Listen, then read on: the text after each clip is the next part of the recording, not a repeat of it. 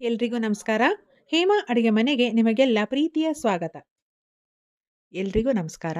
ನಾನಿಲ್ಲಿ ಕಡಲೆಬೇಳೆ ಮಸಾಲ ವಡೆಯನ್ನ ಮಾಡ್ತಾ ಇದ್ದೀನಿ.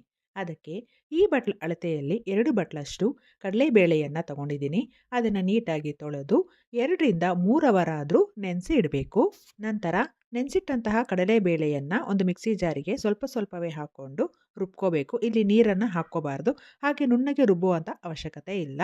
ಕೊನೆಯಲ್ಲಿ ಸ್ವಲ್ಪ ಕಡಲೆಬೇಳೆಯ ಜೊತೆಗೆ 1 ಇಂಚಷ್ಟು ಶುಂಠಿ, 2 ಟೇಬಲ್ ಸ್ಪೂನಷ್ಟು ಬೆಳ್ಳುಳ್ಳಿ, ಹಾಗೆ 5 ರಿಂದ 6 ಹಸಿರುಮೆಣಸಿನಕಾಯಿ, ಹಾಗೆ ಅರ್ಧ ಟೀ ಸ್ಪೂನಷ್ಟು ಸೋಂಪಾಕಾಳು, ಅರ್ಧ ಟೀ ಸ್ಪೂನಷ್ಟು ಜೀರಿಗೆ, ಹಾಗೆ 1 ಟೀ ಸ್ಪೂನಷ್ಟು ಗರಂ ಮಸಾಲ, ಸ್ವಲ್ಪ ಕೊತ್ತಂಬರಿ ಸೊಪ್ಪನ್ನ ಹಾಕಿ, ಹಾಗೆ ಸ್ವಲ್ಪ ಕರಿಬೇವಿನ ಸೊಪ್ಪನ್ನ ಹಾಕಿ ರುಬ್ಕೋಬೇಕು. ಇದಕ್ಕೂ ಸಹ ನೀರನ್ನ ಹಾಕ್ಕೊಳ್ದೇನೆ.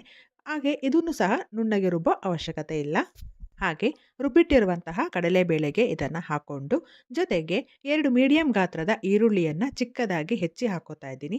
ಹಾಗೆ ರುಚಿಗೆ ತಕ್ಕಷ್ಟು ಉಪ್ಪನ್ನು ಹಾಕ್ತಾ ಇದ್ದೀನಿ. ಹಾಗೆ ಅರ್ಧ ಟೀ ಸ್ಪೂನಷ್ಟು ಅಡುಗೆ ಸೋಡವನ್ನು ಹಾಕಿ ಇದೆಲ್ಲವನ್ನು ನೀಟಾಗಿ ಮಿಶ್ರಣ ಮಾಡಿ ಇಟ್ಕೋಬೇಕು. ನಂತರ ಒಂದು ಬಾಣಲಿಗೆ ವಡೆ ಮುಳುಗುವಷ್ಟು ಎಣ್ಣೆಯನ್ನು ಹಾಕಿ ಅದು ಬಿಸಿ ಆದಮೇಲೆ ಒಂದೊಂದಾಗಿ ವಡೆಯನ್ನು ತಟ್ಟಿ ಹಾಕಿ ಅದು ಕೈಗೆ ಅಂಟಬಾರ್ದು ಅಂದರೆ ಸ್ವಲ್ಪ ಎಣ್ಣೆಯನ್ನು ಹಚ್ಕೊಳ್ಳಿ. ಅದರಿಂದ ವಡೆ ಕೈಗೆ ಅಂಟಲ್ಲ. ಹಾಗೆ ಇದನ್ನು ಮೀಡಿಯಂ ಫ್ಲೇಮಲ್ಲೇ ಇಟ್ಟು ಎರಡೂ ಬದಿಯಲ್ಲಿ ಚೆನ್ನಾಗಿ ಬೇಯಿಸ್ಕೊಂಡ್ರೆ ಕಡಲೆಬೇಳೆಯ ಮಸಾಲ ವಡೆ ರೆಡಿ ಆಗುತ್ತೆ. ಈ ರೆಸಿಪಿ ನಿಮಗೆ ಇಷ್ಟ ಆಗಿದೆ ಅನ್ಕೋತೀನಿ. ಇಷ್ಟ ಆಗಿದ್ರೆ ಪ್ಲೀಸ್ ಲೈಕ್ ಮಾಡಿ, ಶೇರ್ ಮಾಡಿ, ಸಬ್ಸ್ಕ್ರೈಬ್ ಮಾಡಿ, ಹಾಗೆ ಇನ್ಸ್ಟಾ ಮತ್ತು ಫೇಸ್ಬುಕ್ಕಲ್ಲಿ ಫಾಲೋ ಮಾಡಿ. Thank you.